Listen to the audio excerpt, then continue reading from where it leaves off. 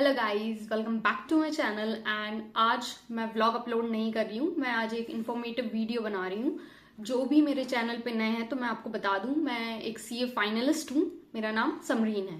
ठीक है, तो इस वीडियो में हम बात करने वाले हैं कि किनको सीए परस्यू करना चाहिए, हमें कितने अटेम्प्ट्स देने चाहिए, हमें क्या क्या ध्यान रखना चाहिए बिफोर परस्यूइंग सीए। ठीक है, तो स्टार्ट करते हैं हम।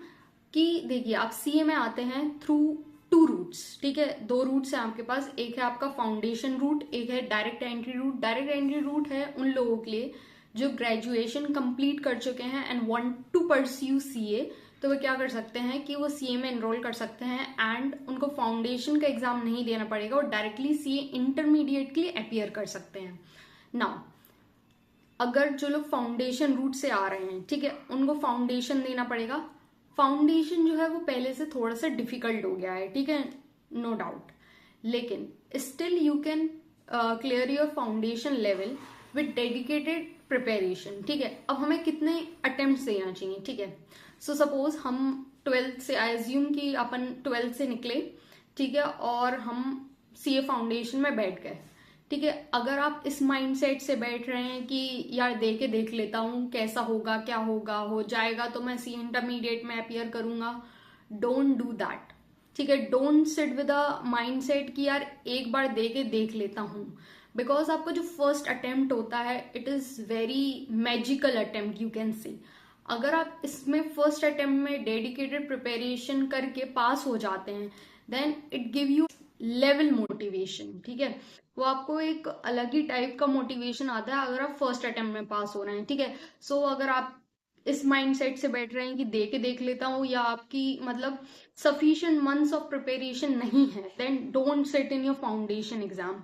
ठीक है, लेकिन अगर फिर भी आपने दे दिया है और आपका अटेम्प्ट लग गया है, देन आप एक अच्छे मंथ्स लीजिए to prepare for foundation and then appear for your foundation exam.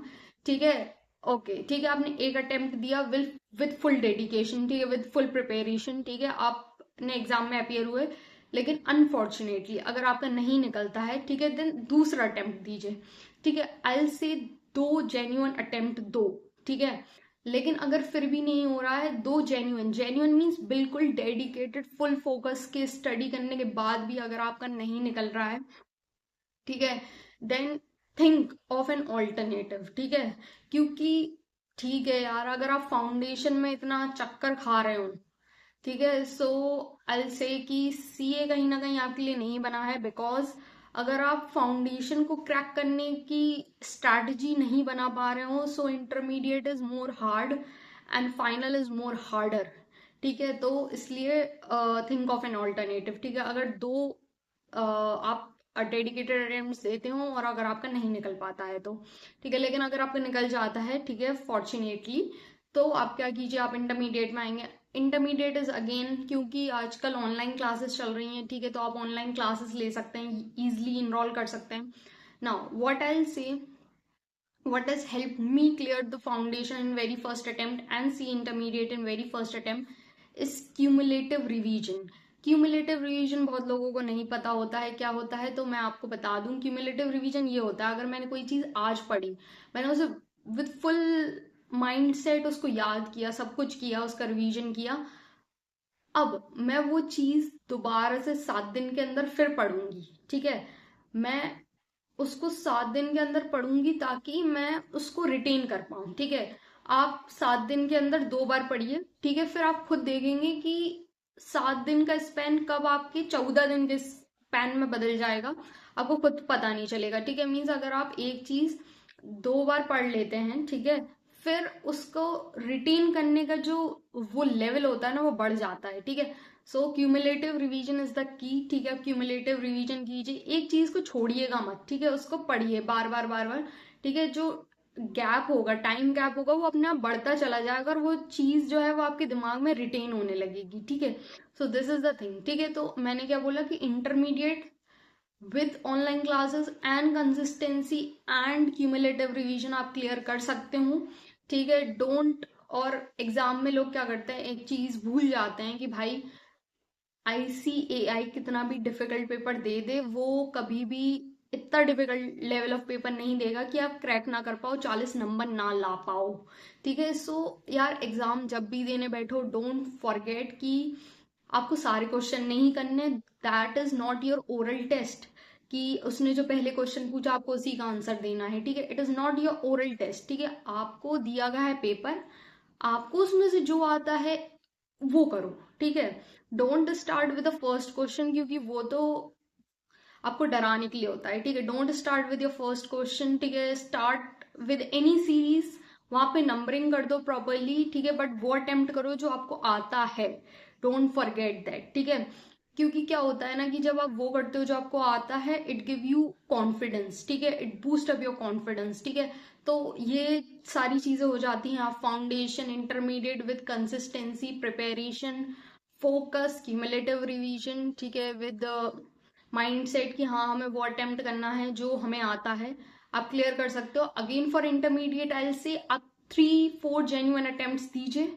ठीक है, 3-4 genuine attempts with dedicated level of preparation अच्छे से दीजिए।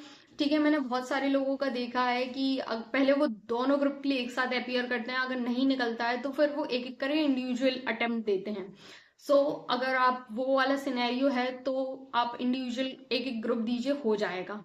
ठीक है, लेकिन अगर फिर भी आप 5-6 बार उसी लूप में फंसे हुए हैं, so think of quitting it. ठीक है, now coming on to CA final. ठीक है, जब तक आप ये समझ पाते हो कि भाई हम घर पे बैठ के स्टडी कर सकते हैं, उससे हम पेपर निकाल सकते हैं फलाना फलाना, तो आपका सीए फाइनल आ जाता है। फिर जब आपका इंटरमीडिएट निकल जाता है, CA final is another level of roller coaster. क्योंकि जब तक आप ये फिगर आउट करते हैं कि भाई मेरे को आर्टिकलशिप कहाँ से करनी है, आर्टिकलशिप के आर्ट्स में कैसे मैनेज करूँ, आर्टिकलशिप में मैं काम कैसे सीखूं, तक आप ये फिगर आउट करते हैं। ठीक है, आपका जो क्लॉक होती है 2 साल की, वो स्टार्ट हो चुकी होती है। ठीक है, जैसे भी हम लोग हैं, हम लोगों का ऑलमोस्ट 9-10 मंथ्स कंप्लीट हो गया आर्टिकलशिप का।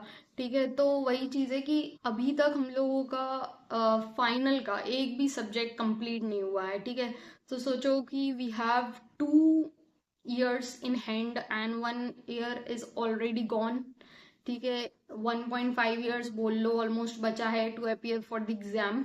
ठीक है, तो वो क्लॉक स्टार्ट हो जाती है और आपको पता भी नहीं चलता कि कब कितनी पेस से वो क्लॉक चलेगी। ठीक है, तो जब तक आप ये फिगर आउट करते हो कि मेरे को कैसे सीखना है, कैसे पढ़ना है, ठीक है, अलसे कि आपका फाइनल का अटेम्प्ट सामने आ जाता है। ठीक है, तो वही चीज है कि अगर आपको लगता है जेन्युइनली कि यू आर ऑल प्रिपेयर्ड, आपका माइंड है कि आप इतने अप डाउन्स को झेल सकते हैं, कर सकते हैं कि हाँ यार मैं तो मैनेज कर लूंगा विद ऑफिस, ठीक है मैं स्टडीज मैनेज कर लूंगा, मैं सब मैनेज कर लूंगा, तो करिएगा। वरना आई से कि मत करो सीए। क्योंकि यार स्टार्ट तो कर लेते हैं, एंड करना CA is another level of thing.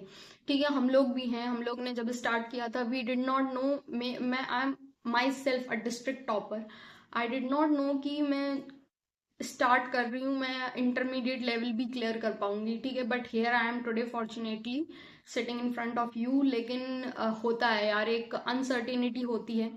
So if you have that guts कि जो भी जितना भी लेवल ऊपर जाएगा, ठीक है, it is a level game. ठीक है, एक लेवल आप क्लियर करते हो, दूसरा लेवल और हार्ड होता है, तीसरा लेवल और हार्डर है।